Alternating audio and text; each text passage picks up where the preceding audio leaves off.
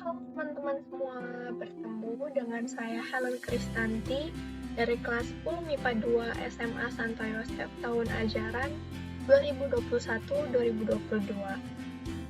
Di kesempatan yang kali ini, saya mau mengajak teman-teman semua untuk berkenalan dengan musik tradisional di Indonesia. Hanya itu, yuk teman-teman perhatikan dan juga simak tentang apa yang akan saya sampaikan selama beberapa menit ke depan. Tapi sebelum kita bahas ke hal-hal yang lainnya, rasanya belum afdol kalau kita nggak tahu apa itu musik tradisional. Makanya itu di sini sudah saya cantumkan beberapa definisi dari alat musik tradisional. Musik tradisional merupakan jenis musik yang lahir dan berkembang dari kebudayaan suatu daerah, kemudian diwariskan secara turun-temurun. Nah, karena dia diwariskan secara turun-temurun, makanya alat musik tradisional ini bisa ada sampai detik ini juga. Selain itu, musik tradisional juga bisa diartikan sebagai musik asli suatu daerah yang perkembangannya itu terkena pengaruh adat istiadat, kepercayaan, serta agama. Jadi di setiap daerah itu punya alat musik yang berciri khasnya beda-beda. Oke, teman-teman mungkin sekarang bertanya-tanya, kok bisa di Indonesia itu punya alat musik tradisional? Kok alat musik tradisional Indonesia itu ada banyak banget? Kira-kira kenapa ya? Nah, di sini saya mau kupas tuntas sejarah-sejarah dari alat musik tradisional. Kita mulai dari masa-masa sebelum masuknya budaya Hindu dan Buddha. Pada masa ini, musik itu biasanya digunakan sebagai bagian dari kegiatan ritual. Yang mungkin untuk pernikahan dan sebagainya. Dan yang membuat unik adalah instrumen di masa ini itu musiknya masih dibuat dari alam, seperti mungkin dari pohon atau dari bebatuan dan lain sebagainya. Kemudian ini kita lanjut ke masa setelah masuknya budaya Hindu-Buddha ke Indonesia. Di masa ini musik sudah mulai berkembang di teman-teman. Jadi nggak hanya digunakan sebagai bagian dari kegiatan ritual aja, tapi musik udah mulai digunakan untuk kegiatan keistanaan, khususnya untuk menghibur tamu serta anggota kerajaannya. Tapi sejarahnya nggak hanya sampai sini loh teman-teman, masih ada lagi. Sekarang kita lanjut ke masa masuknya pengaruh budaya Islam ke Indonesia.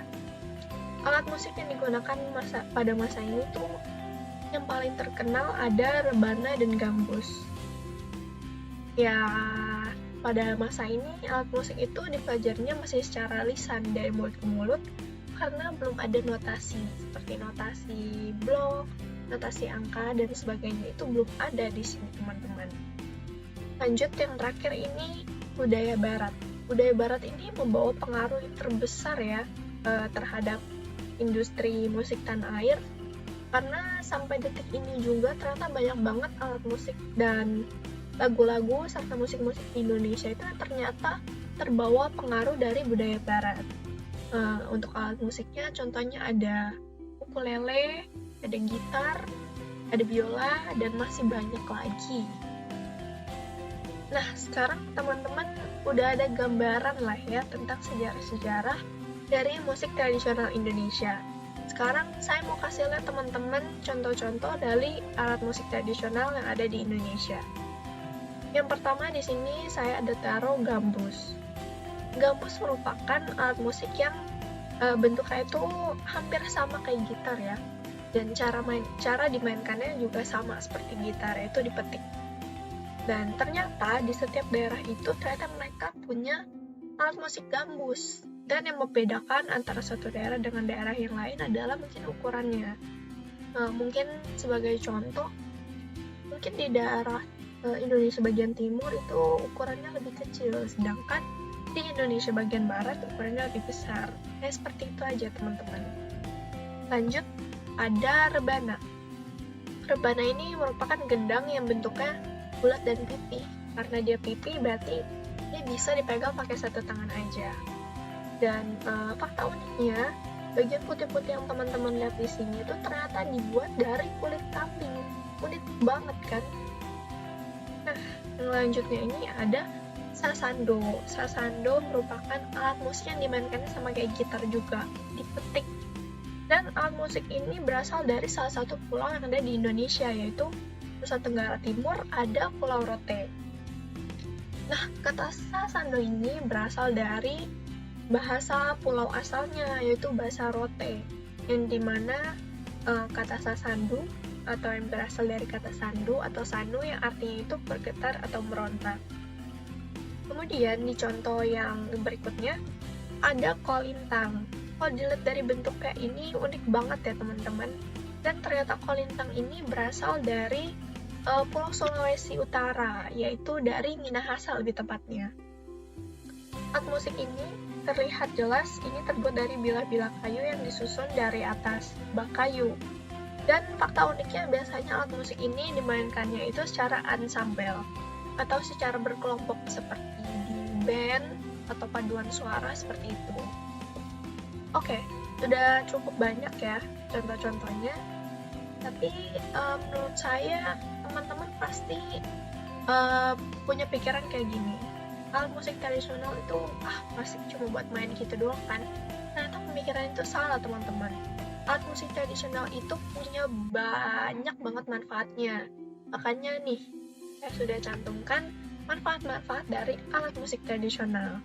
Yang pertama ada sebagai sarana upacara adat atau ritual. Seperti yang tadi sudah saya sampaikan, biasanya orang zaman dulu menggunakan alat musik tradisional dalam acara upacara pernikahan atau upacara kematian seperti itu. Yang kedua di sini adalah sebagai pengiring tarian. Teman-teman tahu nggak sih biasanya kalau kita nari atau joget itu rasanya hampa banget ya kalau nggak ada musik. Ternyata musik itu bisa membangkitkan suasana loh supaya bisa lebih hidup dan lebih asik tentunya. Dan yang ketiga ada sarana hiburan. Orang-orang biasanya menggunakan alat musik sebagai sarana hiburan untuk melepas stres, untuk menghilangkan kejenuhan dari kegiatan sehari-hari. Dan ternyata manfaatnya nggak cuma 3, masih ada lagi. Yang keempat ada sarana komunikasi. Kenapa sarana komunikasi? Kalau di kehidupan sehari-hari itu biasanya kamling bawa kentongan ya. Atau di gereja biasanya ada lonceng, ada bel, sebagai penanda bahwa ibadah akan segera dimulai.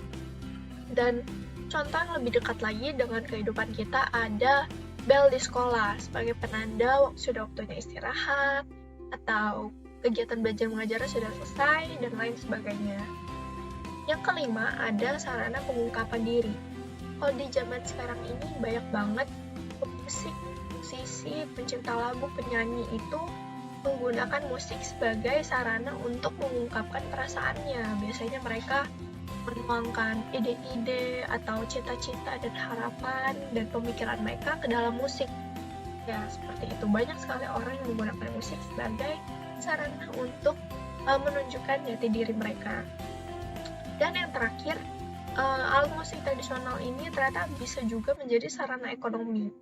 Kalau biasanya teman-teman jalan-jalan ke daerah pelosok-pelosok negeri di Indonesia, banyak banget para pengrajin alat musik yang membuat alat musiknya itu kemudian dijual kepada turis-turis.